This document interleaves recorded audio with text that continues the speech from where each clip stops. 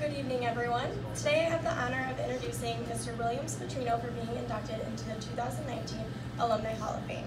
Mr. Petrino currently resides in Seven Hills with his daughter and wife.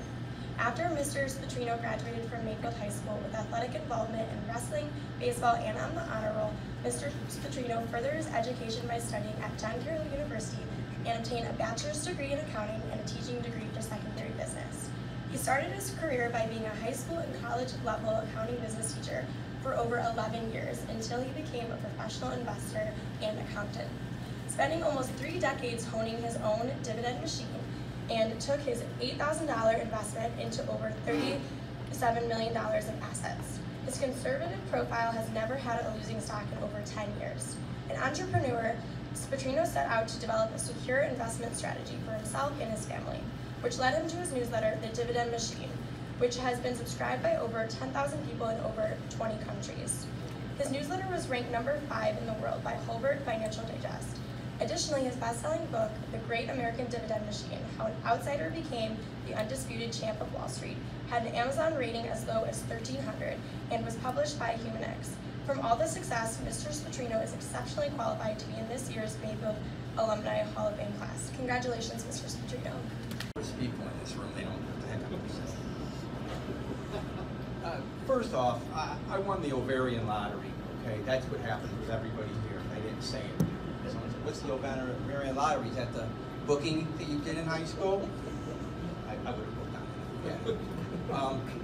Yeah. No, my parents cast a very big shadow, okay?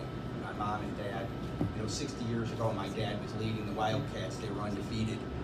8-0, just like they are, like Ross's team. Let's get a round of applause for the 8-0 Wildcats, soon to be 9-0 after. And this weekend, my mom was homecoming queen of her school. She would have been at Mayfield, but she left and moved to Bedford. And it's the first day. It's funny because I played football, and the first day I played, the coaches were like, "Hey, is your father Bill Petrino?" I said, "Yeah." I said, "You stink. You're not good." I'm like, "I know." And a lot of the guys, I was surrounded by greatness, okay? I can't even name all my friends that are here because there's so many of them, so I'll just narrow them down. If you were in the class of 1980, which is about half the audience, if you were on the 9th grade wrestling team or baseball team with me, or you were in one of my Pick 6 syndicates, or one of my investors, or you lived on Roselawn or Temple, or Chelmsford, okay? That's probably half the people in this room. Certainly everybody that came for me. But it was like a nucleus, okay? We had like of the maybe 10 or 12 senior starters here. On our football team, probably 8 or 9 of them are here tonight, okay? They were all, they said I played sports. I played. Those guys were good. I wasn't, okay? But I got to play, and you were surrounded by these people, okay? And they were overachievers, okay? Mike Slow back there played football, weighed 158 pounds. He played in college, okay? Joe Finucane, guard, 150, 160 pounds. Larry Pino, guard. We had the center, Mark Lombardo. We had the people, all-time champion for the military in the school, 240, okay? Put that in stat magazine, 240, okay, behind the net. The people I was surrounded with were great, okay? And we had great teachers, and I want to thank too, my whole family obviously that came here. But there's 4 people I want to thank, because if it wasn't for them, I certainly wouldn't be there. I thank the parents, and I thank my in-laws and my parents and Nick Germano, the crazy, and other people here. But the 4 people I want to thank the most is, first of all, my wife Annette. She was a person. She had to listen to all my schemes, and here I failed at 33 different businesses. Remember the blood pressure machine and all that kind of thing? Okay. It just didn't work. Okay. Einstein did 10,000 times, so 33, I guess I beat him by 33. And the 4 people, and the 2 people I taught about finance, my brother Anthony, who stayed with me and was an investor with me from the beginning, and my daughter Stephanie. Okay, I taught them both about finance and told them to save 10% of their money, and they took it to mean 100% and not 10%. And my buddy Tom McTighe, he got me started in my main business with the ticket business. We were in a wedding. Mark was getting married, and me, Tom, and Joe, and we went to Larry, and then my father-in-law came. We all went to the Crazy Horse for the bachelor party, and they were giving him dollar bills. Tommy was giving them to him, and we were having a lot of fun. Okay, and Tommy, I sold him an insurance policy, and I said, Tommy, afterwards, he said, if you ever need anything, let me know. And I get a call about 2 weeks later, and Tommy said to me, he said, Billy, I'm on a yacht in the ocean. I need 4 tickets for Neil Diamond. I said, Tommy, I'm not in the business anymore. He goes, Faizan, didn't you say to me you could get this done? Now get it done. So I found the tickets, started calling around, found the tickets, and then I realized that there were 3,000 people that sold insurance and only 6 people that sold tickets. Okay, it was funny. I was talking to Gina and Jeff Rodsky today, and I sold them tickets for the World Series. Okay, and it's funny now because, and then I came into the business, and I met Mark Clean. He was a 20-year-old apprentice at this one job, and I had such great vision. I told this one guy that he worked for, I said, I'm going to steal Mark from you. I'm going to buy another guy out, and I'm going to start a ticket business. Okay, and he's like, yeah, you'll never do that. And I mean, Mark did it himself. He didn't need me. Okay, but he's in the Hall of Fame too, and he's a great visionary. See, everybody I was surrounded by was great, and when you hang around, that's what you did for Mayfield. I don't remember anything from people say, oh, what did you learn at Mayfield? Book bets, have fun with your friends, other things that people can't talk about. Okay? But if you lived in the 80s and you were there, it happened. Okay? Sorry, Larry, I told this story about today when you kind of dropped somebody, and it was just like, it's funny because, and their parents were great too. Okay, Tom's father was a coach. Mark's father used to take me to the wrestling before it was WWF. Joe's father, I used to have so many conversations with him. And Larry's father said the best thing to me one time. We were all going out somewhere, and he goes, man, look at these 6 guys over here. He goes, that's the smallest guy, me. And he said, those guys, that guy's the smallest, and his arms are chopped liver. Okay, and I think, well, that's a good compliment for me, But and those guys were all stronger and did crazy things. But I mean, how does a person who barely graduated college, had a 20 ACT and got a C in finance and a C in organized crime? But I got a B in computers, even though I didn't know anything about it. And I failed at 33 businesses, and I invested, went broke the first time, and then my teacher told me, you're never going to make it, and he was right, I failed again. Okay, why am I up here today? And everyone else is saying, is for one thing, genius is perseverance in disguise, okay? Thomas Edison invented the light bulb. It didn't happen right away. So I didn't, there were no angel investors. I mean, unless we tried to we did hit the Pick 6 though, and we celebrated and had a lot of fun with those. And then I took that money, I said that that's what I really used to start. I said I sold my BMW, but I used that money for something else. And 26 years later, I parlayed it into assets worth $38 million, and it's like in great businesses like Snap and Apple, how does a person with no skills or angel investors become the leader of, 100,000 people worldwide who've made over $1 billion investing? Well, in the next 6 or 7 minutes, you'll find out. The first thing is humility's overrated. Okay, when you get in a plane, if you got I'm a financial bodyguard. Okay, for people. Do you want your bodyguard to be some weak guy? What's going on? No. I don't know how to do about. I only know how to do about 5 things, but one thing is to protect my clients. Okay. The second thing is you got to dream big. Okay. There's a song like "Go Big or Go Home." I listen to the 70s stuff, I was joking this morning with the kids. I said 40 years ago I was getting up to go to school listening to ELO with a concert shirt on, singing Last Train to London, and yesterday I was writing my speech and I was wearing a concert shirt from ELO, ironically, listening to the same song. It hasn't changed, okay? Because that's good music. It's going to be around forever. In 40 more years, okay, it'll be around. you know, the thing is you have to dream big. I got a book called The Instant Millionaire by Mark Fisher. I was 30 years old. I had about maybe $8,000 or $9,000 of assets. And I read this book and it said, you just got to repeat your goals over and over. And I said, on July 1st, 1999, I'm going to be a millionaire. And I kept saying it. And people kept saying, oh, you're going to be a millionaire, right? I mean, it's funny, Claudia Casey that's here, her dad was a substitute. When I was a substitute teacher in my class, and I would be reading these books, and he'd go, you're going to be rich. I said, oh, yeah, I'm going to be rich. But it didn't look like it. But what you did is, when you repeat these things over and over again, your subconscious mind leads you there. So that on July 1st, 1999, I'd like to tell you I was successful, but I wasn't. I mean, I was up to about 150,000, but I failed again. Okay, but I was at least getting better. I was better at failing. Okay, and you know, the next thing is and this is very important. You have to save 10% of what you get.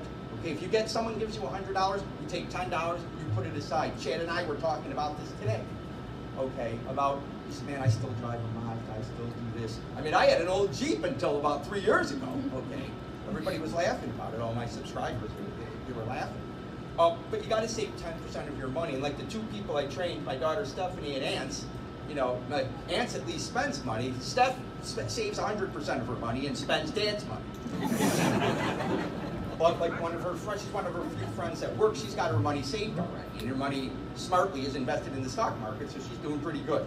And your spouse is huge in that, okay? You can't be pushing while the other person's pulling, okay? It doesn't work. You got to get them on the program. And my wife understood the program very good. The next thing you understand, and as an immigrant, you understand, you negotiate everything. When we first got married, we went with my father-in-law, he said, no, I'll go with you for furniture, okay? We got all this stuff we're picking up. I said, I can't afford this. And he's telling the guy, saying, man, what's he going to offer this guy? 6 grand? 3 grand? 2 grand? Out the door, okay? But that's how you did things, okay? There's a fine line where the buyer gets a bargain and the seller makes a profit, okay? And I've spent, you know, 7 figures on toys, travel, tickets, and collectibles. And, you know, a lot of these guys have come with me. Believe me, I don't pay full price. Okay? And everybody that's dealt with me, Randy Stofsky, the Ford car guy, he's like, Billy, he sees me coming and he's right away. He said, I just give you the lowest price. I'm going to probably go over the limit because I thanked a lot of people, but who cares? Okay, if you're here an extra 3 minutes, so what? Okay. And the guys that my subscribers that listen to this, I go 30 minutes, so this is kind of short for me. Okay, you're getting the discount. But you didn't pay anything. Let your passion be your pension, okay? When I was a 6-year-old, 2 things happened to me that were pretty crazy.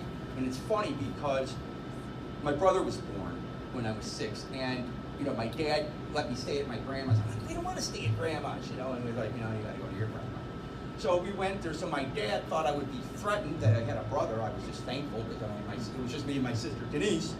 And we went there, and so we stayed at grandma's, and my dad used to take packs of cards and put them under my pillow. So we come to school, bring the cards, and I remember the day my brother was born, me and Mike Stoner, who's here today too, and like I said, everybody that lives on Chelmsford or Rosemont, there's a monopoly on it today.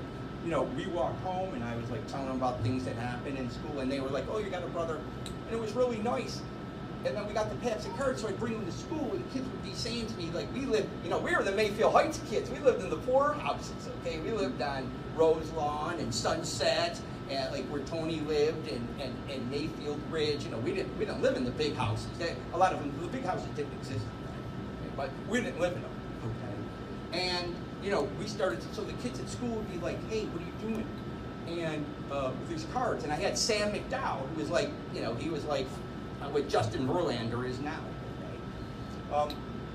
And the kid would say for the cards, I wanted to buy this card from you. And he'd say, how much? And you know, they were 5 cards for 5 cents. He'd say, well, I'll give you a nickel. No, 10 cents, 20 cents. Finally, I said, give me 35 cents. He said, okay. So he gave it to me, and I'm thinking, okay. I ran up, bought 7 more packs of cards. And my dad comes up in my room. He's like, what are you doing? You gambling? You stealing? What are you doing? Where did you get all these cards? I said, Dad, I got 4 boxes of cards, and I had 36 bucks. Okay, in 1968, 36 bucks was a lot of money for a 6-year-old. And, you know, I was like, he said, what are you doing? Yeah, I wanted cards. We were poor people. We had to keep, I had to do it. You know, Mommy and Daddy didn't buy me the cards. I mean, he bought me one box, but I parlayed it. And that's all I've been doing right now, okay? I still do it today, okay? And, you know, that's the stuff that you have to understand. So let your passion, I still collect baseball cards. You know, when we went to an Indians game, I told this story today to the kids, you know, you couldn't sell tickets in the old days because the Indians were no good, so we got the best thing. We would go down, me and my buddy Mike, my buddy Frankie, we would go, there was a new place called Little Caesars where they gave you 2 pizzas and they gave you 2 for free. So we would go to the game, we would bring the pizzas, walk in, and in the old days, I mean, you don't know this if you're young, but the concessions are great now because of people like me, okay, and him, okay. We came there and we served pizza to people. They say, hey, you want that pizza? Yeah, $3 a slice. Okay, we were buying 4 pizzas for $5. We'd come home, we'd make more money doing things. You know, him and I would go to the track, and we, instead of going to work, my dad's finding out for the first time, we found out that betting the 6th race at the track, there was no gimmicks. So we would go there and bet the favorite to show. You know, 19 days in a row we won. You know, you can't do it. I mean, that's what we did, okay? But the most important thing that you're going to get out of tonight, and I'm almost done, you're having fun now, is compound. The one thing I do know how to do is compound my money. And compound interest, there's a thing called the rule of 72, okay? That's how long it takes you to double your money, okay? So like if you're getting 2% on your money in the bank, there's 72, you divide 2 into 72, it's 36. So if you have $1,000, in 36 years it'll become $2,000. Not so good, okay? Now what about 8%? Okay, 72 goes into 8 9 times. So 1,000 becomes, I'm trying to make sure I do this right. I'm sorry, 9 times, or 9%, okay? So it goes in 4 times.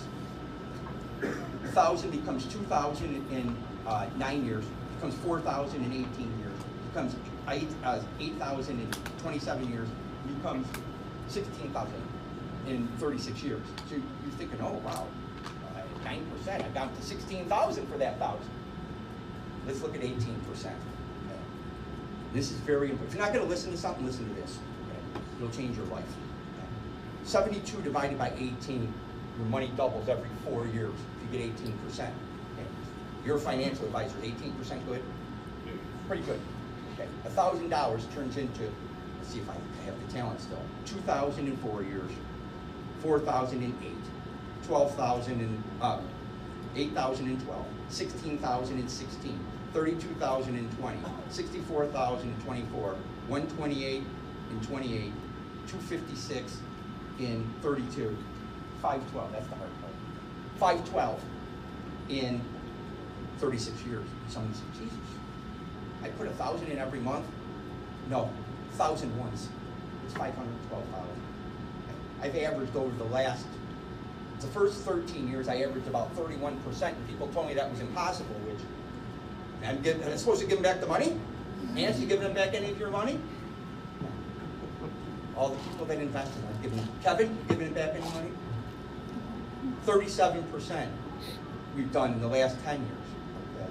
And this is just invested in stocks. We're not doing speculative things, okay?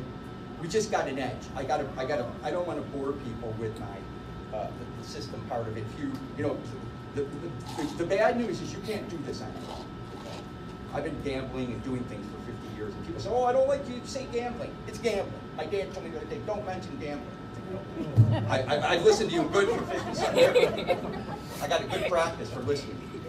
Okay, and you know, I learned that way, and you know, you can't.